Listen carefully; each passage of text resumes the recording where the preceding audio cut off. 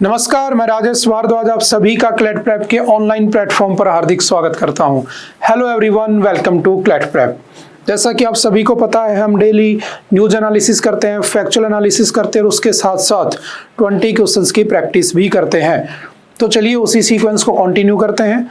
आज कौन सा दिन है? तो आज है 23 अगस्त 2025। और जैसा कि आप सभी को पता है कि 2023 के अंदर है ना 2023 में हमने 14 जुलाई को एक मिशन लॉन्च किया था जिसका नाम था चंद्रयान 3। और जो चंद्रयान 3 था वो कब पहुंचता है चंद्रमा पर या मून पर? तो याद रखना वो मून के ऊपर पहुंचता है। कहाँ पहुंचता है? तो याद रखना उसका जो साउदर्न पार्ट है, ठीक है, उसके ऊपर सॉफ्ट लैंडिंग हो जाती है उसकी, ठीक है, चंद्रयान 3 की।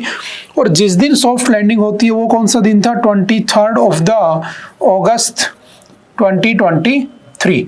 और इस दिन को याद रखना, इस दिन को हमारे प्राइम मिनिस्टर नरेंद्र मोदी जी ने कहा था कि हम इसे किस नाम से मनाएंगे? National space day. तो आज क्या है बेसिकली? तो आज हमारा नेशनल स्पेस डे है। इस दिन 2023 में हमारा जो चंद्रयान 3 था वो सेफली क्या कर गया था? उसकी सॉफ्ट लैंडिंग हो गई थी, ठीक है। याद रखना कहाँ पर? चांद पर, ठीक है। और उसके साउदर्न पोल पर जाने वाला भारत पहला देश बन गया था। हालांकि रशिया ने कोशिश की थी लूना 25 को भेजकर, लेकिन वो बीच में क्रैश हो जाता है, ये भी हम जानते हैं, ठीक है। और जिस जगह पर हमारा सॉफ्ट लैंडिंग होती है उस जगह को क्या नाम दिया गया? तो उस जगह को नाम दिया गया आपका क्या? शिव शक्ति पॉइंट। ये फैक्ट भी याद रखना, उस जगह को क्या कहा गया? शिव शक्ति पॉइंट, ठीक है। और जहां हमारे चंद्रयान 2 के डेब्रिस गिरे थे उस जगह को क्या नाम दिया गया? तो उसे नाम दिया गया तिरंगा पॉइंट। ये कुछ फैक्ट भी याद रखना। तो आज क्या है? National space day. International space day कब होता है? तो हमने पढ़ा था 12 अप्रैल 1961 को पहली बार कोई इंसान स्पेस में जाता है, यूरी गागरिन करके, ठीक है। यूएसएसआर की तरफ से उसको भेजा जाता है, ठीक है, वोस्तोक 1, और वो धरती के चक्कर लगा के वापस आता है। तो 12 April is known as the international space day and 23 August is known as the, हम उसे क्या मनाते हैं? तो उस दिन हम उसे नेशनल स्पेस डे के नाम से मनाते हैं, ठीक है। ये फैक्ट भी ध्यान रखना। तो चलिए चलते हैं इसी के साथ आज की इंपॉर्टेंट न्यूज के ऊपर जो आपके एग्जाम के लिए काम की है। तो देखते हैं कौन कौन सी न्यूज है। सबसे पहले द हिंदू के अंदर एक न्यूज आती है, ठीक है। जम्मू एंड कश्मीर, ठीक है, जो वहाँ के लेफ्टिनेंट गवर्नर हैं Sinha, sacks two government employees under article 311। तो क्या है आर्टिकल 311? ठीक है, ऐसे समझना। देखो, एक होता है एलजी और एक होता है गवर्नर। पहले ये समझो, गवर्नर जो होता है ना वो स्टेट्स में होता है, ठीक है। और स्टेट का जो कॉन्स्टिट्यूशनल हेड होता है, ठीक है, वो कौन होता है? आपका गवर्नर होता है। प्रेसिडेंट हर जगह जा नहीं सकता तो गवर्नर को अपॉइंट कर देता, आप जानते हो। और गवर्नर जो है, ठीक है, अब मैंने कहा कि जो यूटीज होती है, यूनियन टेरिटरी, जैसे फॉर एग्जांपल आपका पुडुचेरी हो गया, दिल्ली हो गया, ठीक है, या जम्मू एंड कश्मीर हो गया, ठीक है, जम्मू कश्मीर, दिल्ली और जो आपका पुडुचेरी हो गया, जहां पर आपकी याद रखना जो यूटी भी है और यूटी के साथ साथ वहां पर स्टेट असेंबलीज भी बनी हुई है, ठीक है। वहां पर असेंबली का प्रोविजन भी होता है। जैसे दिल्ली में भी आप जानते हो रेखा गुप्ता की सरकार है, आजकल न्यूज में भी है, आप बेहतर तरीके से जानते हो, ठीक है। केजरीवाल भी रहते थे ऐसे न्यूज में, ठीक है। तो यहाँ पर स्टेट असेंबली बनी हुई है। तो यहाँ पर बेसिकली लेफ्टिनेंट गवर्नर होता है। तो लेफ्टिनेंट गवर्नर और गवर्नर में डिफरेंस क्या होता है? तो लेफ्टिनेंट गवर्नर जो होता है ना वो बेसिकली एक ऑफिसर की तरह काम करता है सेंट्रल गवर्नमेंट की तरफ से, है ना। क्योंकि यूटी का मतलब यूनियन टेरिटरी, जैसे चंडीगढ़ हो गया, ठीक है, दीज आर डायरेक्टली कंट्रोल्ड या ruled by the central government. लेकिन कुछ ऐसी जहां पर स्टेट का ऑप्शन भी है, जैसे राजस्थान है। राजस्थान में देखो, समझना, राजस्थान में जैसे एक सीएम भी है आपके भजन लाल शर्मा, है ना, और एक आपके यहाँ पे गवर्नर भी है।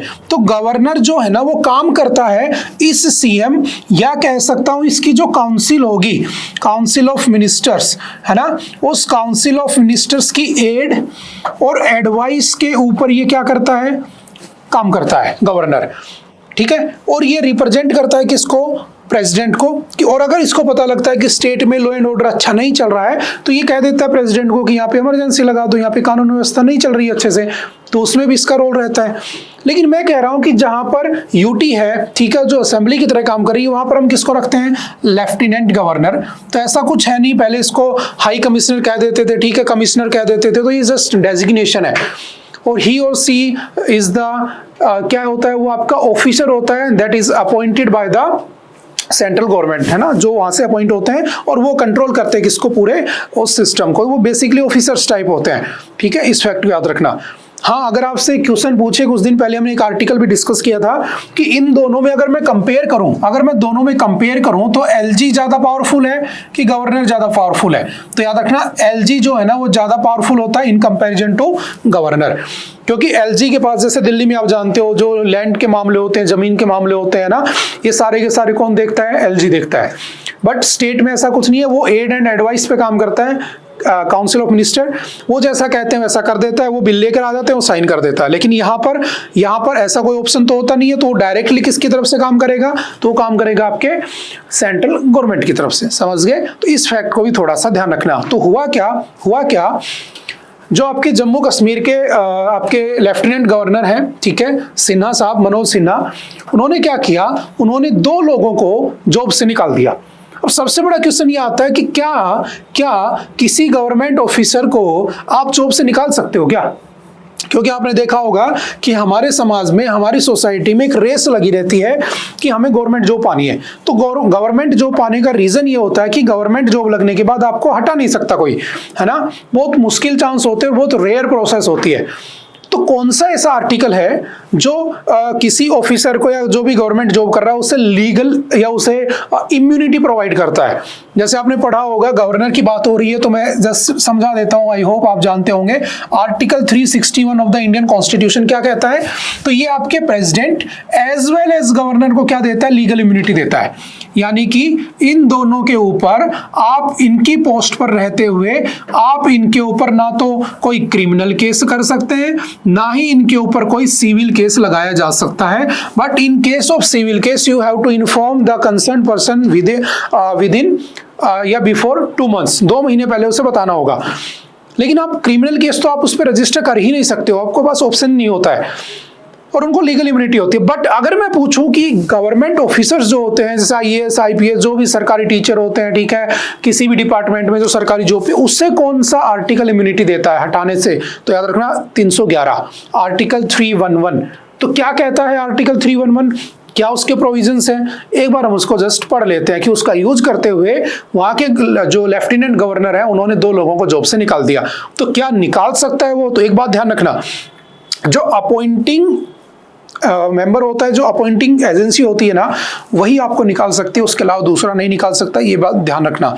बट प्रेसिडेंट और गवर्नर के पास, लेफ्टिनेंट गवर्नर के पास ये प्रोविजन होता है कि वो उसको निकाल सकता है। किस केस में? अगर वो नेशन की सिक्योरिटी, सॉवरेनिटी इनके अगेंस्ट जाकर काम कर रहा होता है और प्रेसिडेंट साहब या लेफ्टिनेंट गवर्नर या जहां पर गवर्नर होते हैं उनको पता लग जाता है, तो डायरेक्टली उसके ऊपर बिना इंक्वायरी, विदाउट इंक्वायरी भी उन्हें निकाल सकता है। अदरवाइज इतना इजी नहीं है। आप किसी चपरासी को हटाना चाहते हो, पियोन को हटाना चाहते हो, इतना इजी नहीं है, आपको बहुत लंबी प्रोसेस से गुजरना पड़ता है ना, इंक्वायरी वगैरह होती है, इसमें उसकी जरूरत नहीं, आप हटा सकते हो। तो क्या कहता है 311, चलो देखते हैं। आर्टिकल 311 का 1 says that no government employee either of an all India service, ठीक है, और state government shall be dismissed और removed by an authority subordinate to on that appointed him or her, यानी कि जो उसे अपॉइंट करती है वो नहीं कर सकती है, ठीक है।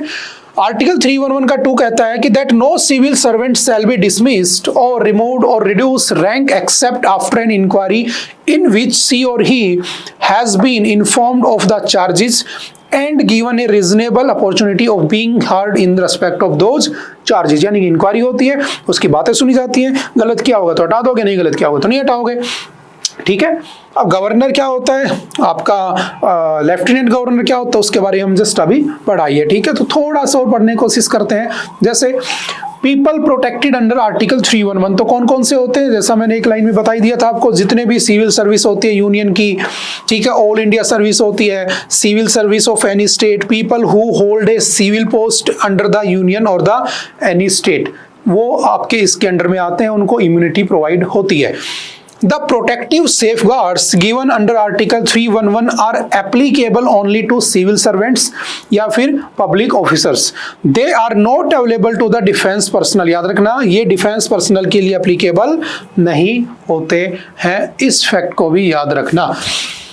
एक्सेप्शन क्या होते हैं 311 के, तो याद रखना, where a person is dismissed और रिमूव्ड और reduced in rank on the ground of conduct which has led to his conviction on a criminal charge. दूसरा है where the authority empowered to dismiss और रिमूव ए पर्सन और to reduce him in rank is satisfied that for some reason to be recorded by that authority in the writing, यानी कि अगर उन्हें लगता है कि उसके पोस्ट को नीचे कर देना चाहिए, डेफिनेटली वो कर सकते हैं, ठीक है, but with a valid reason, ये भी ध्यान रखना। वेयर द प्रेसिडेंट और the governor as the case may be is satisfied that in the interest of the security of the state it is not expedient to hold such inquiry. तो इसमें उसी का use किया गया है, आपके 311 के दूसरे का सी यूज किया गया है। और लेफ्टिनेंट गवर्नर को लग रहा था, जैसे देखो इसमें लिखा भी है साफ साफ, है ना, कि उसको लग रहा था which do not require any departmental inquiry. The order issued by the Lieutenant Governor Administration terminated the service of Khurshid Ahmed Rathar, a teacher, एक वो टीचर था, and Siad Ahmed Khan जो कि एक असिस्टेंट है stockman in the sheep husbandry department. Mr. Rathar was teaching in a school close to the line of control in Kupwara. The LG has terminated 77 government employees since amended provisions of Article 311. तो उनको लगा होगा देश की security के साथ, sovereignty के साथ मजाक हो रहा है और वो कहीं ना कहीं पाकिस्तान से मिल चुके होंगे, तो वो क्या कर देता है, उनको हटा देता है। तो जस्ट इस आर्टिकल को थोड़ा सा याद करने की कोशिश करना, ठीक है। गवर्नर आर्टिकल कौन सा है, 153। ये सब बातें हम कई बार पढ़ चुके हैं पॉलिटी के अंदर भी, ठीक है। चलते हैं थोड़ा सा आगे। Help election commission bring back Bihar voters left out of rolls supreme court to parties. देखो आजकल, है ना, election commission of India, I know आप सभी जानते हो, बार बार हम पढ़ चुके हैं, ठीक है। इसमें 3 मेंबर होते हैं, कुछ दिन पहले भी हमने पढ़ा था ना। एक इसमें कौन है चीफ, तो आपके ज्ञानेश कुमार, है ना। फिर कौन होते हैं, तो इसमें एक है सुखबीर सिंह संधू, एक कौन है इसके अंदर, विवेक जोशी। और आजकल हमारा जो इलेक्शन कमीशन ऑफ इंडिया है उसके ऊपर आपको पता है चार्जेस लग रहे हैं। किस बात के चार्जेस लग रहे हैं, वोट चोरी के, कि उन्होंने वोट चोरी किया है। उसके ऊपर एक आर्टिकल हो रहे हैं, हम आगे भी डिस्कस करेंगे। लेकिन उसी के साथ साथ बिहार में SIR ना, स्पेशल इंटेंसिव रिवीजन लाया गया, और स्पेशल इंटेंसिव रिवीजन में लगभग 60 to 65 लाख वोटर्स को क्या कर दिया गया, रिमूव कर दिया गया। जब रिमूव कर दिया गया, ठीक है, और कहा गया था कि भाई उनके आधार कार्ड से उनके वोटर वैलिडिटी नहीं मानी जाएगी, ठीक है। उसके साथ साथ उनको जो उनका जो राशन कार्ड है वो वैलिड नहीं माना जाएगा, क्योंकि आधार कार्ड होता है address of proof of address, ration card होता है सब्सिडी के लिए, है ना। तो आपको या तो 10th की मार्कशीट लानी पड़ेगी, लेकिन बिहार में बहुत सारे लोग बाहर रहते हैं, माइग्रेशन बहुत है, तो उन लोगों के पास सर्टिफिकेट कहाँ से आएगा, क्योंकि वो तो ईट भट्टों पे काम करते हैं, खुद ही नहीं पढ़े, बच्चे भी नहीं पढ़े। फिर उनके पास बर्थ सर्टिफिकेट होना चाहिए, तो वो भी नहीं बनवाते बहुत सारे लोग, है ना। पैसे लगते हैं, टाइम लगता है, तो लोगों के पास इतना वक्त भी नहीं है, गरीबी में, है ना, तो लोग नहीं बनवाते हैं, तो बहुत सारे लोग बाहर कर दिए गए। तो सुप्रीम कोर्ट कह रहा है कि भाई पार्टियां क्या कर रही हैं, पॉलिटिकल पार्टीज को इलेक्शन कमीशन ऑफ इंडिया की हेल्प करनी चाहिए, कि जो लोग बाहर कर दिए गए हैं उनके डाटा उनको दें और वापस से उन लोगों को किस में ऐड किया जाए, तो आपके वोटर लिस्ट में ऐड किया जाए। बट देखो यहाँ पर एक अलग ही पेच फंसा हुआ है ना। पॉलिटिकल पार्टी जो है वो एलिगेशन लगा के बैठी है पहले इलेक्शन कमीशन ऑफ इंडिया पे कि ये तो वोट चोरी कर रहे हैं। और इसके साथ आपने देखा होगा जो लीडर ऑफ अपोजिशन है राहुल गांधी, उसने बड़ा सा एक डॉक्यूमेंट भी दिखाया था कि देखो हमारे पास प्रूफ भी है, बहुत सारे लोगों के एड्रेस 0 है। अब देखो इलेक्शन कमीशन ऑफ इंडिया का आपने सुना होगा कि वो कुछ भी बयान दे रहे हैं ना, इतने बड़े लेवल के ऑफिसर हैं, है ना, कह रहे हैं कि हम क्यों तुम्हें इंफॉर्मेशन दें, है ना, एड्रेस क्यों 0 है, तो बोल रहे हैं कि एड्रेस इसलिए 0 है कि बहुत सारे लोगों के पास खुद का घर नहीं होता है। तो एक बात बताओ, जो घर नहीं होता है तो आधार कार्ड में भी तो 0 नहीं लिखा है, आधार कार्ड तो सबके बने हैं, आप कहते हो सरकारी डाटा है। जब आधार कार्ड सबका बना है 142 करोड़ लोगों का, तो उस आधार कार्ड में सबके एड्रेस लिखे होंगे ना, 0 तो लिखा नहीं होगा। आपने किसी का देखा आधार कार्ड 0 नहीं देखा होगा, फिर वोटर में कैसे आ गया। तो पहले से ही एक अलग मुद्दा चल रहा है, ठीक है, जिसके ऊपर अपोजिशन बहुत भयंकर तरीके से रूलिंग पार्टी के ऊपर अटैक किए हुए हैं। दूसरी तरफ बिहार में अलग ही चल रहा है, SIR चल रहा है, उसके अगेंस्ट भी रैलियां निकाली जा रही है। तो देश में ये माहौल बना हुआ है, तो सुप्रीम कोर्ट कह रहा है कि भाई आप हेल्प करो ना, है ना। और ये मुद्दा आई थिंक आप सभी जानते भी होंगे, है ना, पूरी कहानी हम पूरे वीक 2 वीक से पढ़ते आ रहे हैं, तो मैं इसको स्किप कर देता हूं। बस थोड़ी सी इंफॉर्मेशन थी जो आपको उसमें एड ऑन कर लेनी है, ठीक है। चलते हैं next. UN declares famine in Gaza, ठीक है। जो आपका गाजा है उसमें जो आपका होता है ना कि वहां पर बिल्कुल खाने को दाने तक नहीं है, ठीक है। वहां पर क्या हो रखा है, बिल्कुल एक तरीके से आप कह सकते हो कि लोग मर रहे हैं डेली के डेली, है ना। क्यों हो रहा है ऐसा, क्या रीजन उसका? उसका रीजन एक है, आप अच्छे से जानते हो, ठीक है। और रीजन क्या है तो आपको बताने की जरूरत नहीं है। अच्छा, यूनाइटेड नेशन क्या होता है पहले ये समझ लेते हैं, फिर कहानी पढ़ते हैं, आपने पढ़ी हुई है काफी बार। यूनाइटेड नेशन कब बना होता है? 24 अक्टूबर 1945, है ना। Where is the headquarter? तो हेडक्वार्टर कहाँ पर है इसका? तो याद रखना न्यूयॉर्क, ठीक है, न्यूयॉर्क में इसका हेडक्वार्टर है। कितने मेंबर हैं इसमें टोटल? तो टोटल मेंबर्स हैं इसमें 193 प्लस 2, यानी 193 को तो ये रिकॉग्नाइज करता है। 2 इसके अंदर ऑब्जर्वर नेशन है। एक ऑब्जर्वर में है आपका पैलेस्टाइन, जहां की मैं बात करने वाला हूं, गाजा, और दूसरा इसमें है वेटिकन सिटी, जो कि हमारा क्या है, सबसे दुनिया का सबसे छोटा देश है, जो कहाँ बना हुआ है? रोम के अंदर बना हुआ है, इटली में, ठीक है। ये फैक्ट भी याद रखना। अब काफी बार लोगों ने कोशिश की कि भाई, लोगों ने वोट भी किए कि भाई पैलेस्टाइन को क्या करो, बोले पैलेस्टाइन को ना वापस यूएन में ऐड कर लो। यूएन उसे रिकॉग्नाइज नहीं करता है, क्यों? क्योंकि controlled by the western influence उसमें पूरा का पूरा ना, यूएन यूएस से ये सब। तो हुआ क्या, समझना हुआ क्या, आपने शायद वो वीडियो देखी होगी, मिडल ईस्ट कॉन्फ्लिक्ट, है ना, मैंने एक वीडियो डाल रखी थी, आपने देख भी ली होगी अभी तक, शायद हमने पढ़ा भी है काफी बार, कि जो एक होते हैं मुस्लिम, है ना, एक होते हैं यहूदी, है ना, जो जूस लोग होते हैं। इन्होंने फर्स्ट वर्ल्ड वॉर में अमेरिका की बड़ी हेल्प की, है ना, अंग्रेजों की बड़ी हेल्प की, और उनसे कहा कि यार हमें कोई रहने की जगह दे दो, क्योंकि उनके रिलीजियस जो टेक्स्ट बुक है उनमें लिखा हुआ है कि जो कैनान एट प्रेजेंट, जिसको हम क्या कहते हैं, पैलेस्टाइन, वो प्रोमिस किया गया था टू आइजैक, और आइजैक के ही बच्चे यहूदी बने आगे चल के, ना, जूस पीपल बने, और मुस्लिम थे दूसरा इस्माइल वाले मुस्लिम बन गए, तो वो मुसलमानों को मिल गई। ये पूरी दुनिया में भागते रहे, बसते रहे, इनको मारा गया, ठीक है। क्रिश्चियंस ने, मुस्लिम्स ने, जो भी आपने कहानियां पढ़ी है ना, आपकी क्या बोलते हैं उसको, हिटलर की, वो सब। इन्होंने कहा सेकेंड वर्ल्ड वॉर में ब्रिटिश यूके से और यूएसए से कि यार तुमने प्रॉमिस किया था, तुमने हमें जगह नहीं दी। तो हुआ क्या, जब सेकेंड वर्ल्ड वॉर खत्म हो गया, जब हिरोशिमा और नागासाकी के ऊपर न्यूक्लियर बॉम्ब डाल दिया, और जब तुम्हारा जो यूएसए था वो पावरफुल हो गया, क्योंकि उसने क्या बना लिया था, न्यूक्लियर बॉम्ब बना लिया था, तो उसने क्या किया 1948 में ये जो आप देख पा रहे हो ना, ये जो पैलेस्टाइन आप देख पा रहे हो, इस पैलेस्टाइन में एक हिस्सा किसे दे दिया? इजराइल। यहाँ पर इजराइल बना दिया गया, और इजराइल की फॉर्मेशन कब हुई? 1948।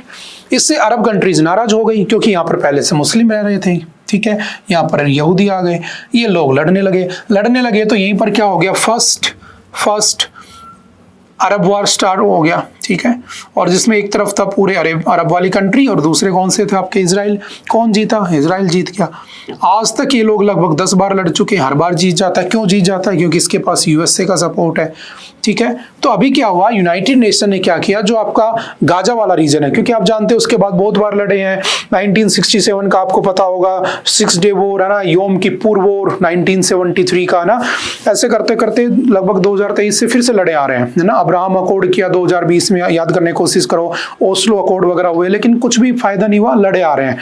तो अभी क्या हुआ, यूनाइटेड नेशन ने इसको क्या किया, तो यहाँ पर आपका बेसिकली फेमाइन यहाँ पर डिक्लेयर कर दिया गया, है ना, और लोग मर रहे हैं, भयंकर, खाने को दाने तक नहीं, बहुत बुरा हाल है। अब हुआ क्या, अब ये बात निकल के आ रही है कि ऐसा क्यों किया गया, है ना, क्या ये सही था? तो आप देखोगे कि यूएसए के इस पार्ट का, इजराइल के इस पार्ट का कुछ कंट्रीज सपोर्ट नहीं कर रही है, जैसे फ्रांस हो गया, ठीक है, आपका फ्रांस के साथ साथ यूके हो गया, ठीक है, ये सब कनाडा हो गया, वो उसका सपोर्ट नहीं कर रहे हैं, ठीक है। लेकिन वहां पर पूरा जो भी हो रखा है ना, उसका रीजन कौन है, तो आप भली बात ही जानते हो, इजराइल। और अभी तुमने देखा होगा कुछ दिन पहले बेंजामिन नेतन्याहू का एक हमने एडिटोरियल भी पढ़ा था, जिसने कहा था मैं 2 नेशन थ्योरी नहीं मानता, मैं कुछ दिन में गाजा को क्या कर लूंगा, एक्वायर कर लूंगा, है ना। ये सब भी हम पढ़ चुके हैं पहले। हालांकि हमारे जो इंटरनेशनल क्रिमिनल कोर्ट आईसीसी, उसने लास्ट ईयर, है ना, जब ट्रम्प साहब नहीं थे प्रेसिडेंट अमेरिका के, जो बाइडेन थे, उस समय उसको इंटरनेशनल टेररिस्ट अनाउंस कर दिया था। फिर जैसे ट्रम्प साहब प्रेसिडेंट बने, तो आप जानते हो उन्होंने एक ऑर्डर पास करके उस ऑर्डर को रिवर्स करवा दिया, है ना। तो ये सब चला आ रहा है बेसिकली, समझ रहे हो। आपको पता है कौन रिस्पॉन्सिबल है, आपको पता है क्या उसके इम्पैक्ट है, कहाँ हो रहा है, कहाँ नहीं हो रहा है, इस कहानी को हम काफी बार पढ़ चुके हैं। तो बस उसी में एक लाइन और जोड़ लेना। और गाजा को अभी कुछ दिन पहले हमने पढ़ा था, हंग्रिएस्ट प्लेस ऑन अर्थ भी डिक्लेयर किया गया था। ठीक है, तो ये सब बातें हैं। ठीक है, ये आपका रहा गाजा स्ट्रिप। ठीक है, थोड़ा सा बचा है, पूरा पूरा इजराइल हो गया। देखो ये वेस्ट बैंक है और इधर ये गाजा है, ये दोनों हटा दो तो पूरा इजराइल ने कैप्चर कर लिया है। ठीक है, अब कहोगे सर ये अरब कंट्री हेल्प क्यों नहीं करती, तो एक करता है, वो कौन है, इधर ईरान।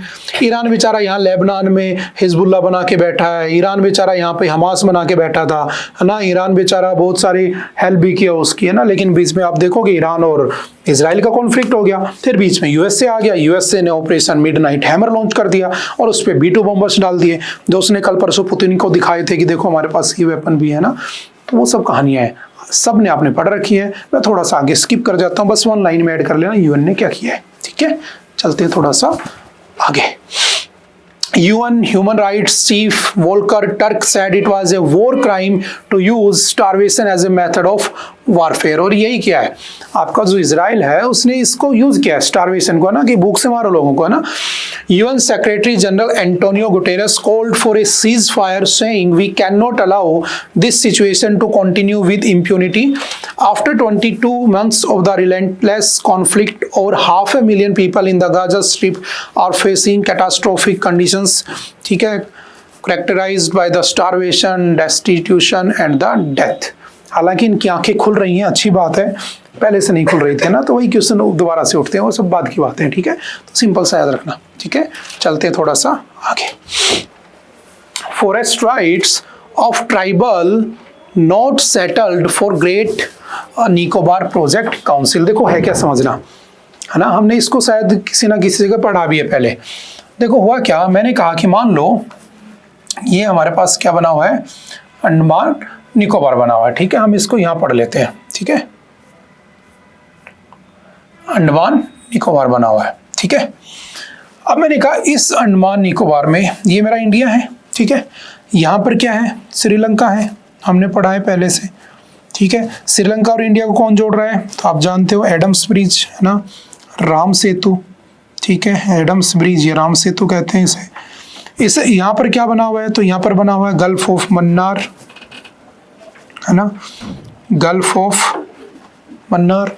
यहाँ पर क्या बना हुआ है, तो यहाँ पर एक बना हुआ है, क्या कहते हैं उसे, पाक स्ट्रेट। ठीक है, पाक स्ट्रेट बना हुआ है। यहीं पर कच्छ द्वीप है जो न्यूज़ में बना रहता है, तमिलनाडु कहता है वापस ले लो, उसके मछुआरों को पकड़ लेते हैं, काफ़ी बार पढ़ा है हमने। अब हुआ क्या, यहाँ पर एक है अंडमान और यहाँ पर है निकोबार। ठीक है, तो हमारी सरकार ने सोचा कि हम एक काम करते हैं, इस निकोबार में, इस ग्रेट निकोबार में, समझना, इस ग्रेट निकोबार में 2021 में हमारी सरकार ने कहा कि हम यहाँ पर एक 72,000 करोड़ रुपीस का क्या लेकर आएंगे, प्रोजेक्ट लेकर आएंगे। ठीक है, जिसमें हम यहाँ पर पोर्ट बनाएंगे, ठीक है, एयरपोर्ट बनाएंगे, ठीक है, पावर प्लांट लगाएंगे, ठीक है, 450 मेगावाट का। ठीक है, हम यहाँ पर आपकी जो ट्रांसशिपमेंट पोर्ट बनाएंगे। ठीक है, जैसे हमने पढ़ा था विजिंजम में, याद है, ट्रांसशिपमेंट पोर्ट जैसे हमने विजिंजम में बनाया था, सबसे बड़ा इंडिया का। ठीक है, वो सब बनाएंगे। तो पूछा गया भाई इन सब का फायदा क्या होगा, क्यों बनाओगे, तो उन्होंने कहा कि यार हमें क्या करना है, इस जो हमारा बे ऑफ बंगाल है, उस बे ऑफ बंगाल वाले रीजन में हमें क्या करना है, अपनी पावर शो करनी है, अपना डोमिनेंस शो करना है। तो हम यहाँ पर एक बेस बना लेते हैं। ठीक है, जैसे इधर मालदीव्स कल को चला गया था चाइना के पास, उसने इंडिया आउट कैंपेन चलाया और उसने भारत को बाहर भगा दिया, निकाल दिया हमें वहां से, आर्मी को भेज दिया वापस। हम बड़े दुखी हुए, तो हमें लगा यार हमें इस तरफ अपना ध्यान रखना चाहिए, क्योंकि कल को चाइना अगर आ जाए श्रीलंका में, पाकिस्तान में, बांग्लादेश में और चारों तरफ से अटैक करे तो अच्छा थोड़ी ना है। तो हम चाहते हैं वहाँ बेस बना ले। तो वहां पर सबसे ज्यादा चैलेंज निकल के आए कि चैलेंज क्या है, तो चैलेंज क्या थे, चैलेंज ये थे कि अगर तुम यहाँ 72,000 करोड़ रुपए, 72,000 करोड़ रुपए इन्वेस्ट करने वाले हो, तो सबसे बड़ा चैलेंज ये है कि याद रखना हमारे इंडिया में अगर मैं कहूँ कि एवरग्रीन फॉरेस्ट कहाँ पाए जाते हैं, तो याद रखना इस वेस्टर्न घाट में। ठीक है, और इधर आपका जो अंडमान निकोबार है उसमें जो जंगल पाए जाते हैं, जो फॉरेस्ट पाए जाते हैं, एवरग्रीन फॉरेस्ट है। ठीक है ना, आप जानते हैं एवरग्रीन फॉरेस्ट क्या होते हैं, सदाबहार वन। ठीक है, अब इनको काटोगे तो नुकसान होगा, एनवायरमेंट का नुकसान होगा। तो बात निकल के आई आर्टिकल 21 का वोलेशन हो रहा है, क्योंकि ये क्या कहता है, राइट टू लाइफ, जीने का राइट। लेकिन कैसे, इन ए हेल्दी एनवायरनमेंट, मुझे एक हेल्दी एनवायरनमेंट में जीने का राइट है, जिसमें मुझे अच्छी हवा मिले, अच्छा खाना मिले, अच्छा पानी मिले पीने को। लेकिन यहाँ तो मेरा वो वेस्ट हो जाएगा। तो एनवायरनमेंट जो एक्टिविस्ट थे वो पहुंच गए, बोला नहीं नहीं हम तो नहीं करने देंगे, जैसे आजकल स्टे डॉग्स में हो रहा था। हालांकि उसकी भी न्यूज़ है, सुप्रीम कोर्ट ने रिवर्स कर दिया थोड़ा सा ऑर्डर, है ना। दूसरा यहाँ पर आर्टिकल 48 का ये स्टेट की जिम्मेदारी है, वो किसको प्रमोट करेगा, एनवायरनमेंट प्रोटेक्शन को। लेकिन यहाँ तो ऐसा हो ही नहीं रहा है, तुम तो पेड़ों को काट रहे हो। फिर यहाँ पर एक फैक्ट आता है, कौन सा, आपका जो ट्राइबल लोग होते हैं ना, ट्राइब्स, है ना, वो बेचारी ट्राइब्स कहाँ जाएंगे, कहाँ पहुंचेंगे। जैसे आपको पता होगा कि अंडमान निकोबार में एक ट्राइब पाई जाती है सोम्पेन, जो बाहरी दुनिया से बिल्कुल अनजान है, आज भी पेड़ पत्ते लपेट कर रहते हैं बेचारे, है ना। जो तीर कमान होता है शिकार करने का वो यूज करते हैं, बाहरी दुनिया से कोई मतलब नहीं है, कच्चा मांस खा जाते हैं ना, वो अपनी दुनिया में रहते हैं। और हमारी सरकार उन्हें प्रोटेक्ट भी करती है कि बाहरी दुनिया से उनका कॉन्टेक्ट नहीं होना चाहिए, ठीक है, ताकि उनके अंदर कोई डिस्टर्बेंस ना हो जाए, वो कहीं ऐसा ना हो कि कॉन्फ्लिक्ट में खत्म ना हो जाए, उनको जीने दो ना, उनको जीने का राइट है। तो वो ट्राइब्स कहाँ जाएंगे। तो आज के इस आर्टिकल में उन ट्राइब्स की बात की गई कि भाई उनके ट्राइबल राइट्स का क्या हुआ, जो आप लोग इतने सारे लॉज बना के बैठे हो। तो आपको पता होना चाहिए ट्राइब्स क्या होते हैं। तो according to 2011 census in India, कितने ट्राइब्स थे हमारे पास, 705, जो अब डेफिनेटली बढ़ चुकी होंगी, ठीक है। किसी भी उसको ट्राइब अनाउंस करने की जिम्मेदारी प्रेसिडेंट की होती है। एट प्रेजेंट जो हमारी प्रेसिडेंट है द्रौपदी मुर्मू जी, वो खुद एक ट्राइबल वुमेन है, संथाल ट्राइब से, ध्यान रखना, ठीक है। तो कौन कौन से ऐसे राइट थे ट्राइब्स के जो इसमें वोलेट किए जा रहे थे, तो बस उन्हीं की बात की जा रही है। In the last 2 months, we have found that the administration in the Andaman and Nicobar issued a certificate in 2022 saying the FRA Forest Reserve, ठीक है, rights were identified and settled, and that the consent for the diversion of the forest land was taken only after this. A member of the Tribal Council of the Little Nicobar and the Great Nicobar told the Hindu on Friday. The council is the key representative body of the Nicobar on the islands and has been interacting with the administration on various issues. The Great Nicobar Island project, launched in 2021, is a mega project to be implemented at the southern end of the Andaman and Nicobar. It involves developing a transshipment port, जो अभी हमने पढ़ा था ना, township बनाएंगे, लगभग 3.25 लाख लोगों को वहाँ सेटल भी किया जाएगा। आपने पढ़ा होगा, यही सेम न्यूज आपके जुलाई के मंथ में भी आई थी, और वहां पर कहा गया था कि जहां तुम प्रोजेक्ट बना रहे हो ना, वो आपके सिस्मिक जोन कौन से में आता है, तो सिस्मिक जोन नंबर 5 में आता है, जहां पर अगर अर्थक्वेक आया तो पानी में अर्थक्वेक आता है तो सुनामी उठती है, जैसे सुमात्रा आइलैंड पे हुआ था, तो सुनामी में सब बह भी सकता है। तो हमें इस बात का भी ध्यान रखना है। और एक इंटरेस्टिंग फैक्ट याद रखना, जब इनसे पूछा गया कि पेड़ काटोगे तो क्या करोगे पेड़ों का, तो सरकार कहती है पेड़ों को उठाकर राजस्थान में अरावली है ना, हरियाणा राजस्थान में अरावली के आसपास लगा देंगे, ताकि अरावली का जो वो रखा ना डेजर्टिफिकेशन, उसे रोका जा सके, वहां पर एफोरेस्टेशन हो जाएगा, फोरेस्टेशन हो जाएगा। लेकिन एक बात बताओ, वो तो एवरग्रीन फॉरेस्ट है, पेड़ ही ऐसे हैं, राजस्थान में वैसे बारिश नहीं होती है ना, अरावली की वजह से सारे बादल वैसे निकल जाते हैं, तो बहुत सारे कॉन्फ्लिक्ट आए थे। तो एक बार सिस्मिक जोन का रीजन आया था, है ना, एक बार अभी किसकी ट्राइबल राइट्स की बात हो रही है, ठीक है। तो सिंपल से याद रखना, जैसे सोम्पेन ट्राइब्स, निकोबारीज ट्राइब की बात की जा रही है, ठीक है, जो वहाँ पर बेसिकली पीवीटीजी में आते हैं, ठीक है, बेचारे हंटिंग करते हैं, ठीक है, अपना जीवन यापन करते हैं, वो कहाँ जाएंगे, उनको आप दिल्ली जयपुर थोड़ी ला सकते हो कि वो सूट बूट पहन के जॉब कर लेंगे, क्यों, क्योंकि वो रहते ही जंगलों में है ना, वहीं पर ही जिंदा रह सकते हैं, उनका क्या करोगे, वही सब बातें की गई है, ठीक है। मैक्सिमम ट्राइब्स कहाँ पे भारत में अगर पूछे तो मैक्सिमम ट्राइब्स आपके मध्य प्रदेश, क्योंकि मैक्सिमम फॉरेस्ट भी मध्य प्रदेश में है। मिनिमम ट्राइब्स कहाँ पे है, तो पंजाब और हरियाणा, और मिनिमम फॉरेस्ट भी कहाँ पे है, पंजाब। इसलिए पंजाब में 0 नेशनल पार्क, ऐसे भी याद कर लेना, और मध्य प्रदेश में सबसे ज्यादा नेशनल पार्क भी बने हुए हैं, ठीक है। नेक्स्ट है, A productive visit, India and China seem ready to put behind the memory of Galwan clash. देखो आजकल आप देख रहे होगे कि हमें, देखो वही चीज है ना, एक यूएसए दिल मिलाया हुआ है, भारत को पाना चाहता है, भारत के मार्केट में, एग्रीकल्चर मार्केट में आना चाहता है। दूसरी तरफ RIC, रशिया, इंडिया, चाइना, ये आगे मिलके आगे बढ़ना चाहते हैं, बट आगे तो बढ़ना चाहते हैं। रशिया और इंडिया के रिलेशन अच्छे रहे हमेशा से, हमारी हेल्प की है उसने। इंडिया और चाइना के रिलेशन अच्छे नहीं रहे। जैसे 2020 में गलवान वैली में, है ना, गलवान कहाँ पे है, तो याद रखना ईस्टर्न लद्दाख में एक जगह है, ठीक है, गलवान, वहां पर हमारा कॉन्फ्लिक्ट हुआ, ठीक है, कुछ फौजी मारे गए, है ना, जो सोल्जर वगैरह थे। उसके बाद हमने सारा ट्रेड बंद कर दिया, हमने चाइना के बहुत सारे ऐप बंद कर दिए, जैसे टिकटॉक, आप सबने तो देखा होगा ना, सुना होगा, ठीक है, यूज भी किया होगा। ये सारे ऐप बंद कर दिए गए और भयंकर तरीके से हमने चाइना का अपोज किया और कहा कि हम चाइना के साथ कभी कभी जिंदगी में कोई भी किसी तरह का ट्रेड और ये सब नहीं करेंगे, ठीक है, जैसे हमने पहलगाम में अभी कहा था। लेकिन आपने देखा होगा कल गवर्नमेंट ऑफ इंडिया ने क्लैरिफाई कर दिया कि हम पाकिस्तान के साथ इस ट्रॉफी में मैच खेलने वाले हैं, ठीक है। तो कुछ लोग कह रहे हैं कि भाई देशभक्ति खत्म हो गई है, वो जो भी वो अलग मैटर है, ठीक है। तो यहाँ पर चाइना के पास जाना हमारी मजबूरी बन गई। क्यों? क्योंकि चाइना उस फेज से गुजर चुका है जिस फेज से इंडिया गुजर रहा है। तो अगर मुझे चाइना की तरफ आगे बढ़ना है तो मुझे चाइना को फॉलो करना चाहिए। तो आप जानते हो कि यूएस के प्रेशर के बाद हमारे पीएम मोदी जी वो कहाँ जाने वाले, चाइना जाने वाले हैं, ऐसी बातें निकल के आ रही हैं, है ना, ऐसा न्यूज़ है। अब जाए ना जाए देखते हैं हम, है ना, नेक्स्ट मंथ जाने वाले हैं। तो हो सकता है कि ऐसे भी न्यूज़ आ रही है कि कहीं टिकटॉक ना दोबारा चालू कर दिया जाए। ऐसा मैंने बोलते तुम बहुत सारे तो खुश हो गए होगे, है ना। तो मे भी ऐसा हो ना हो, बाद की बातें हैं, ठीक है, समझ में आ रही है। तो इसमें बस यही कहा गया है कि इस आर्टिकल में ये डिस्कस किया गया कि India and China seem ready to put behind the memory of Galwan clash, कि जो हुआ था ना उस समय, हम कैसे भूल सकते हैं। जब हम पहलगाम भूल सकते हैं तो वो तो भूल ही सकते हैं, 2020 की बातें हैं ना। तो उसके ऊपर ये आर्टिकल और कुछ भी नहीं है, ठीक है। Judging by the statements and readouts from both sides, Chinese Foreign Minister Wang Yi 2-day visit to India this week was extremely productive. India and China seem ready to put behind the memory of Galwan clash.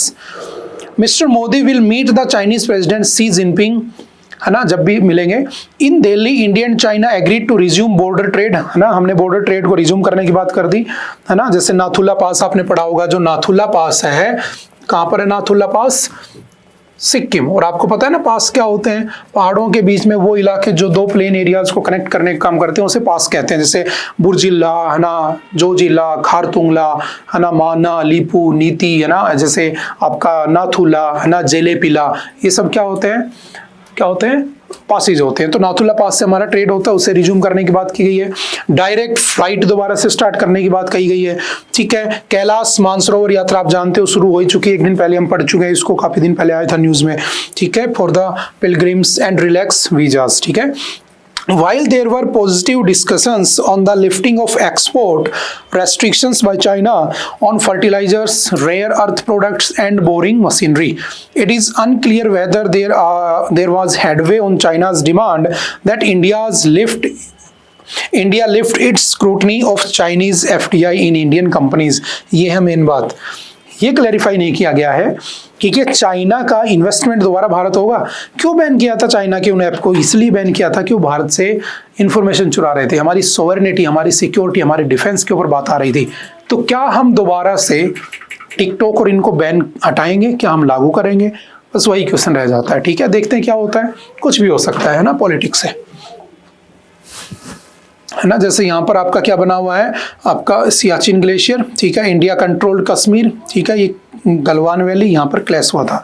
आप यहाँ देख सकते हो, ये आपका गलवान है line of actual control के पास, ये लद्दाख है, कारगिल ले, ठीक है, पेंगोंग लेक, ठीक है, इधर जम्मू कश्मीर पर जाता है, ये चाइना।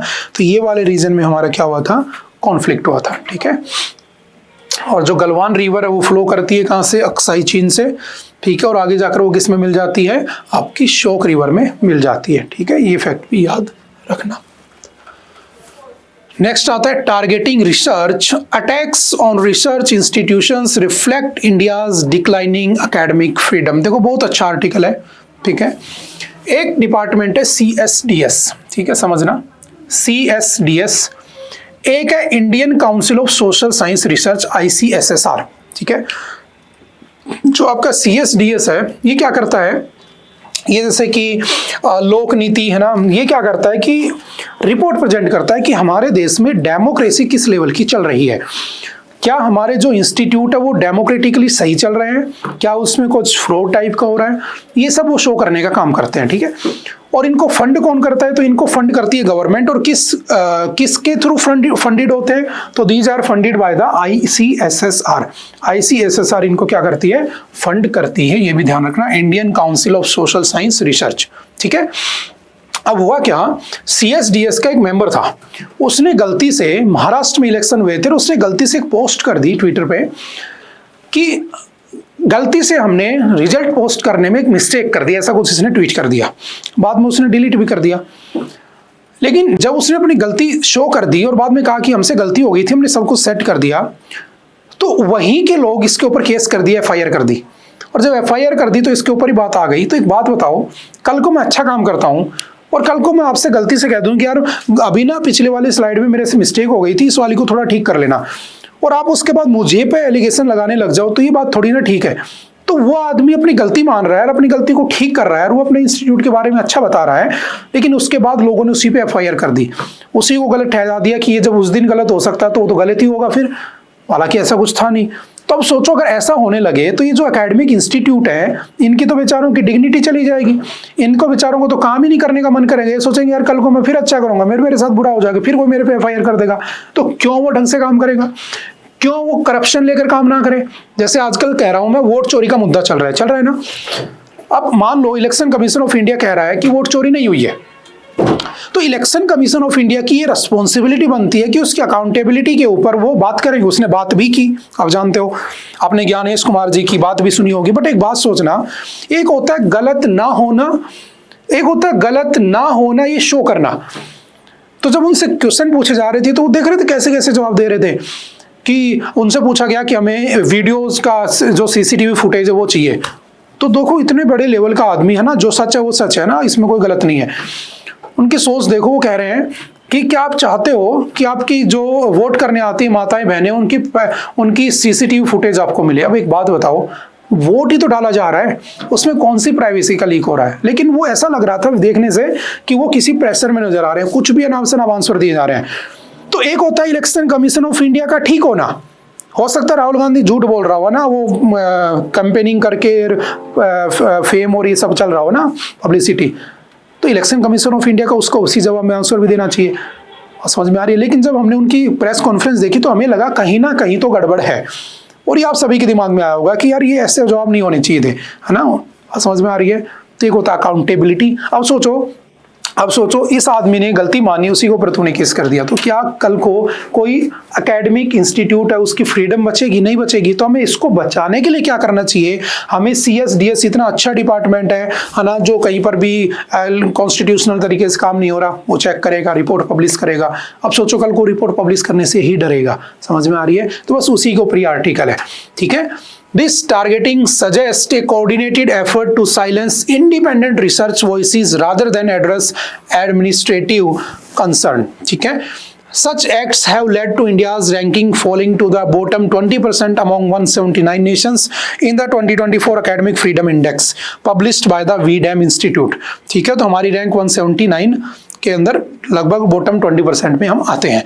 इंस्टीट्यूशन सच है CSDS, लोक नीति है ना, लोक नीति लोकतंत्र, उसी से लिंक करके याद कर लेना। Serve as a vital democratic function by conducting empirical research that helps understand policy implications. ये बताते हैं कि भाई इस पॉलिसी का क्या फायदा होगा, क्या बुरा होगा। अच्छा काम है ना, लेकिन क्यों करेगा वो काम अच्छा जब उसी को फंसा दिया जा रहा है। समझ गए। Through it's national election studies and comprehensive data achieve, Lokniti has helped transform the study of Indian politics to one based on rigorous, large-scale empirical inquiry. The delayed census and the suppressed statistical surveys point to discomfort with independent and the critical analysis. ठीक है, तो वही सब बातें इसने दोबारा से दोहरा रखी हैं। तो आई होप आपको समझ में आ गया होगा। जैसे देखो, है ना, इसलिए CCTV कैमरे की फोटो मांगी जा रही थी, लेकिन हमारे जो chief election commissioner of India है ना, हालांकि मैं बुराई नहीं कर रहा हूँ, लेकिन सब जानते हैं इस बात को ना, तो कह रहे थे कि क्या उनकी फोटो लीक होनी चाहिए, है ना। आप इस आदमी को तो जानते होंगे। उस समय हमारे सुप्रीम कोर्ट के CJI हुआ करते थे, कौन? DY चंद्रचूड़ जी। उन्होंने कहा था a supreme court bench will examine the ballets on the Feb 20। The bench hearing the matter today expressed its concern about the horse trading that was taking place, writes Vivek Gupta.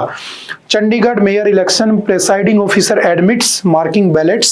CJI says he must be prosecuted. समझ गए? इसलिए मांगी जा रही थी, लेकिन वो कह कुछ ही रहे थे। ठीक है, मैं मानता हूँ नहीं हुई होगी, लेकिन एटलीस्ट शो तो करो कि हमने गलत नहीं किया, है ना। तो लोगों का लोग तुम्हारे ऊपर डाउट नहीं करेंगे। बस वही बात चल रही है। ठीक है, देखते हैं ये मुद्दा कहाँ जाकर रुकता है। क्या सच में वोट चोरी निकलती है, क्या होता है, वो बाद की बात है। ठीक है, अभी जो चल रहा है हमें उसे जस्ट पढ़ना है, ठीक है। जब इसका कंक्लूजन निकलेगा तो डेफिनेटली हम एग्जाम के लिए पढ़ेंगे, ठीक है। नेक्स्ट है, a court order that was barking up the wrong tree. Apex court modifies harsh order allows release of stray dogs. आपने पढ़ा था पेटा, है ना, 1960, ठीक है, जिसमें जानवरों को भी वही राइट दिए गए थे। आर्टिकल 21 राइट टू लाइफ, ये इवन डॉग्स के लिए भी लागू था, हम एक बार पहले भी डिस्कस कर चुके हैं। ABC रूल्स, है ना, एनिमल बर्थ कंट्रोल रूल्स की बात की गई थी, जिसमें कहा गया था भाई इनको कंट्रोल करो, है ना, ज़्यादा नहीं पैदा होनी चाहिए। स्ट्रे डॉग्स को लेकर लाए गए थे बर्थ कंट्रोल रूल्स। तो देखो यहाँ दो पहलू हैं, दोनों सही है। एक कहता है कि यार छोटे बच्चे को कुत्ता काट गया, वो मर गया, बात सही है ना, उसकी क्या गलती है, कुत्ते को हटाओ वहां से। एक कहता है कुत्तों को हटाओगे तो खाएंगे क्या, वो जंगल में तो मर जाएंगे बेचारा, क्योंकि वो हमेशा से इंसानों के साथ रहते आए। इवन आपने पढ़ा होगा महाभारत के टाइम पे युधिष्ठिर के साथ एक ही था जो स्वर्ग गया था, और वो कौन था, सारे भाई उसके यहीं रह गए थे, एक आदमी को स्वर्ग ले जाया गया था जिंदा, वो कौन थे, युधिष्ठिर, और एक कुत्ता गया था उनके साथ। तो कुत्तों का इंसानों से हमेशा से प्रेम रहा है, लेकिन बहुत सारे कुत्ते झुंड में रहते हैं, है ना, तो किसी को काट लेते हैं। तो सुप्रीम कोर्ट ने उस ऑर्डर को वापस लिया, बोला सबको बाहर मत डालो, बाहर डालो, वैक्सीनेट करो, वापस छोड़ दो। और सुप्रीम कोर्ट ने यह भी कहा है कि कम्युनिटी फीडिंग जोन बनाए जाएंगे, जहां पर ही उनको खाना डालना होगा। आप कहीं भी रैंडमली अगर खाना डालते या कुत्तों को खाना खिलाते पकड़े गए तो आपके ऊपर फाइन भी लगाया जाएगा, समझ गए। एक डेडिकेटेड जोन होना चाहिए जहां पर आपको उनको फीडिंग करवा सको, खाना वाना दे सको, ठीक है। क्योंकि बहुत बार क्या होता है, रैंडमली रास्ते में चलते चलते कुत्तों को खाना खिलाना, ये भी सबसे बड़ा रीजन है रेबीज का, इनके फैलने का, कुत्तों के काटने का। क्योंकि उनको लगता है हर इंसान खाना खिलाएगा, जो इंसान खाना खिलाने के बजाय उनको भगा देता है, कुत्ता नाराज हो जाता है, उसे काट लेता है ना। ये भी एक रीजन उसमें कंसीडर किया गया है, समझ गए। कम्युनिटी फीडिंग जोन बनाए जाएंगे, वापस से लाया जाए, उनको वैक्सीनेट किया जाए और वापस से उस सोसाइटी में उसे छोड़ दिया जाए। तो जस्ट उस न्यूज में जो हम पढ़ रहे थे पिछले हफ्ते से, प्लीज इस चीज को ऐड ऑन कर लेना और फिर हम आगे थोड़ा सा बढ़ जाते हैं, ठीक है। Let us imagine lakhs of Delhi's free roaming territorial dogs suddenly captured and thrown together. The result would be brutal dog fights, injuries and mass casualties. आपस में भी तो लड़ेंगे, एक जगह डाल दोगे, ठीक है। Animal birth control programme, data from animal welfare, उन्होंने कहा भाई पैसा वैसा बनाओ, ठीक है, स्टेरिलाइजेशन करो, उनको वापस उस कम्युनिटी में छोड़ दो। The problem is not the dogs, it is the dereliction of the duty by the MCD, है ना। एक्चुअल में MCD वालों ने काम नहीं किया। आर्टिकल 51 का जी क्या कहता है, Constitution of India impose a fundamental duty on every citizen to have compassion for living creature. compassion रखो लेकिन community feeding करो, समझ गए। तो परेशान नहीं होना, वापस से बुला लिया गया है, ठीक है, सिंपल से याद रखना,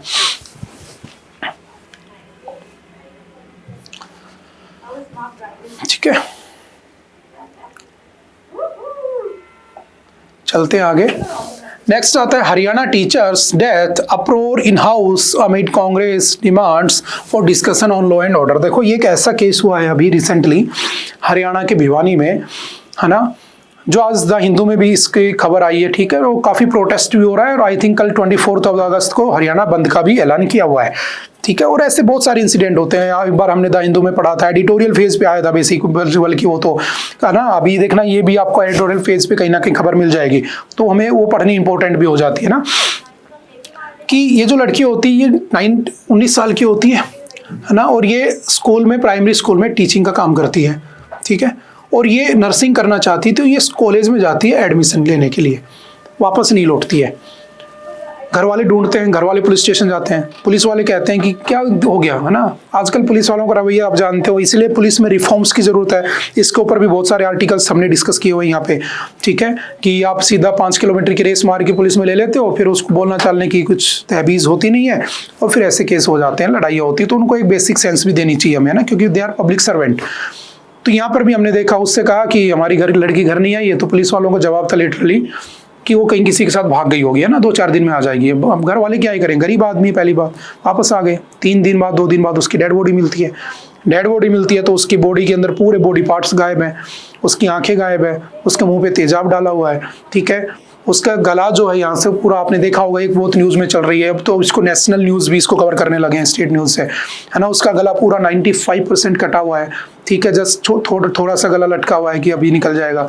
पूरे आंखें गायब हैं उसकी, है ना। उसका जो ओसोफेगस होता है ना, जो हमारी खाने की नली होती है, सब गायब है। बॉडी पार्ट्स गायब हैं, ऐसे ऐसे पार्ट्स गायब है, मैं नाम भी नहीं ले सकता, ठीक है। ह्यूमन ट्रैफिकिंग का भी केस हो सकता है। बट वहाँ की मीडिया ने क्या किया, वहाँ की एडमिनिस्ट्रेशन ने उसे सुसाइड भी डिक्लेयर करवा दिया। 3-4 दिन बाद, 9 दिन बाद, 10 दिन बाद उसकी डेड बॉडी को जलाया गया और 5-7 दिन बाद कहा गया कि एक सुसाइड लेटर मिला है।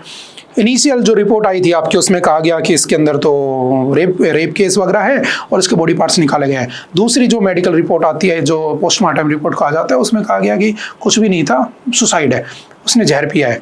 तो जहर पीता है अगर कोई आदमी, तो उसकी आंखें थोड़ी निकल जाती हैं। जहर पीने से उसका गला थोड़ी कट जाता है, जहर पीने से शरीर के अंग थोड़ी निकल जाते हैं। तो कुछ ना कुछ तो गड़बड़ हुई है ना। हो सकता है कोई बहुत बड़े पॉलिटिशियंस हो, है ना, जो वहाँ के लोग बातें कर रहे हैं, ठीक है। तो उस फेज में पूरे हरियाणा में ये माहौल बना हुआ है, ठीक है। उसके लिए कल हरियाणा बंद का भी अनाउंस है। और ये बात एक स्टेट लेवल की न्यूज़ नहीं है, ये नेशनल लेवल की न्यूज़ भी है। क्योंकि कुछ दिन पहले हमने देखा था कि उड़ीसा के बालासोर में एक लड़की ने प्रोफेसर से परेशान होकर खुद को आग लगा ली थी कॉलेज में, है ना। हमने डिस्कस भी किया था उस न्यूज़ को। तो ऐसे क्या है, सरकार के कौन कौन से प्रोविजंस हैं जो लड़कियों की प्रोटेक्शन के लिए बचे हैं, सेक्सुअल हरेसमेंट के लिए बने हैं, है ना। इवन हरियाणा में तो एक स्कीम भी चलाई गई थी, बेटी बचाओ बेटी पढ़ाओ, है ना, जो 2015 में आई थी। क्योंकि हरियाणा में सेक्स रेशियो सबसे कम है ना, लड़का और लड़की का जो रेशियो बहुत कम है। तो उसको बढ़ाने के लिए हम बेटी बचाओ बेटी पढ़ाओ, इस बार 10 साल भी पूरे हो गए, है ना। हर आपने देखा होगा, हर बस के ऊपर, हर रेलवे स्टेशन के ऊपर बेटी बचाओ बेटी पढ़ाओ, बगल में हमारे प्राइम मिनिस्टर जी की फोटो भी देखी होगी। उसके बाद ये सब हो रहा है, तो इसकी बहुत ज़्यादा डिस्कशन भी हो रही है। तो एटलीस्ट आपको पता भी होना चाहिए क्या क्या राइट्स हैं, ठीक है। तो चलिए उन्हीं सब को डिस्कस करते हैं। ये तो जस्ट एक न्यूज़ थी, लेकिन एग्जाम के पॉइंट ऑफ व्यू से, क्योंकि मुझे तो एग्जाम भी निकालना जरूरी है ना, और इन सब का बारे में भी पता होना जरूरी है। तो क्या क्या पता होना चाहिए, देखो, बेटी बचाओ बेटी पढ़ाओ 2015 में 22 जनवरी को पानीपत हरियाणा से लॉन्च की गई थी। प्राइम मिनिस्टर नरेंद्र मोदी जी ने लॉन्च किया था। इसकी मिनिस्ट्रीज कौन सी हैं, तो ministry of women and child development, ministry of health and family welfare और मिनिस्ट्री ऑफ एजुकेशन इसकी नोडल मिनिस्ट्रीज हैं, ध्यान रखना। ऑब्जेक्टिव क्या है, to address the declining child sex ratio and promote value of girl child, ठीक है। तो लड़की के जन्म पर पैसे भी दिए जाते हैं, ये सब किया जाता है। Protection and education of the girl child, ये भी उसमें लिखा हुआ है, उसको प्रोवाइड किया जाता है।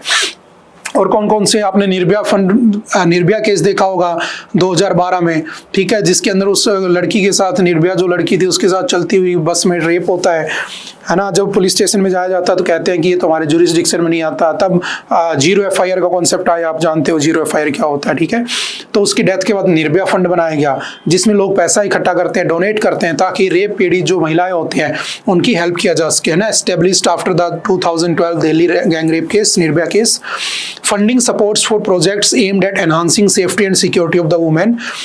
CCTV कैमरा लगाए गए पब्लिक ट्रांसपोर्ट में, उसके बाद, ठीक है, इमरजेंसी पैनिक बटन बनाए गए बसों में, फास्ट ट्रैक कोर्ट बनाए गए रेप केस के लिए, और वुमेन हेल्पलाइन को स्टार्ट किया गया। एक याद रखना, सखी सेंटर बनाया गया, वन स्टॉप क्राइसिस सेंटर, ठीक है, funded under the Nirbhaya fund, इसी के अंडर चलता है। To provide medical, police, legal, psychological and counselling support to women victims of the violence under the one roof. फिर एक उज्ज्वला स्कीम भी आई, याद रखना, एक उजाला स्कीम थी, वो अलग थी, वो LED बल्ब बांटे थे सरकार ने। उज्ज्वला स्कीम है 2007 में। It focus on the prevention of trafficking and rescue, rehabilitation and the reintegration of victims of commercial sexual exploitation। तो उनके लिए उज्ज्वला स्कीम भी आई। तो ये जस्ट फैक्ट भी याद रखना है ना। और इस साल ऐसे बहुत सारे इवेंट हो चुके हैं, ठीक है। बालासोर का इवेंट की बात करूं मैं, हरियाणा के इवेंट की बात करूं, उससे पहले आपके कोलकाता रेप केस की बात करूं, जिसमें उस लड़की के साथ रेप होता है, ठीक है। तो ऐसे बहुत सारे केस इस साल में हो भी चुके हैं। तो प्लीज इन चीजों को भी ध्यान रखना। पोषण अभियान लाया गया। पोषण अभियान कब लाया गया, 2018 में, ठीक है। Although focused on nutrition, it contributes to the health and the protection of adolescent girls and women, reducing, ठीक है, सिंपल सा याद रखना। पोक्सो, आप पोक्सो जानते हो, prevention of the children from sexual offence. और ये कैसा एक्ट है, याद रखना, एक जेंडर न्यूट्रल एक्ट है बेसिकली, है ना, जिसके अंदर गर्ल और बॉय दोनों को काउंट किया गया है। अगर आपके सामने 18 साल से कम उम्र के बच्चे हैं, चाहे लड़का हो चाहे लड़की, उनके साथ किसी भी तरह का सेक्सुअल हैरेसमेंट होता है तो पोक्सो लाया गया, ठीक है। 2012 में, 2019 में उसे अमेंड कर दिया गया, फास्ट कोर्ट ट्रैक्स ये सब बनाई गई, ठीक है। क्रिमिनल लॉ अमेंडमेंट किया गया 2013 में 18 में, स्ट्रिक्ट पनिशमेंट की गई रेप, गैंग रेप और इनके लिए एसिड अटैक्स के लिए, है ना। इसमें तो एसिड अटैक भी था, उसका चेहरा आप देखोगे तो पूरा जला हुआ है, चेहरा ही समझ में नहीं आ रहा है, पूरी बॉडी पे कहीं ब्लड नहीं है, पूरा गला कटा हुआ है, तो फिर खून गया कहाँ। इवन एडमिनिस्ट्रेशन ने कहा कि उसे कुत्ते खा गए। अब एक बात था, उसने जहर पी लिया था, सुसाइड कर लिया था, कुत्ते खा गए। अब कुत्ता क्या चेहरा खाएगा, जानवर है वो तो कहीं भी खा लेगा। और जहर, उसने कहा जहर लिया, तो जहर खाए हुए इंसान को जानवर खाते ही नहीं है ना। ये बात भी आपको पता होनी चाहिए। तो जो भी है ना, वो सिस्टम का फेल्योर है, उसी के ऊपर डिस्कशन हो रहा है और हमें एक स्ट्रिक्ट लॉ भी लाने की जरूरत है। जैसे हमने यहाँ पर किया था, डेथ पेनल्टी कर दी थी 2018 में, याद रखना, for the rape of girls below 12 years. अगर 12 साल से कम उम्र की लड़की के साथ रेप होता है तो उसमें डेथ पेनल्टी का भी प्रोविजन किया हुआ है, ठीक है। ये भी फैक्चुअल डाटा याद रखना। देखते हैं हमारी सरकार क्या करती है क्या नहीं करती है ना। उसके बाद चलते नेक्स्ट। ओके, आई थिंक आज के लिए इतना ही था। आई होप कि आपको बातें समझ में आई होंगी। फिर भी अगर किसी तरह का कोई डाउट हो तो आप एनी टाइम आकर मिल सकते हो, पूछ सकते हो, अपने डाउट क्लियर कर सकते हो। ओके, बाय बाय, मिलते दोबारा किसी नेक्स्ट लेक्चर में। Okay, thank you, have a nice day.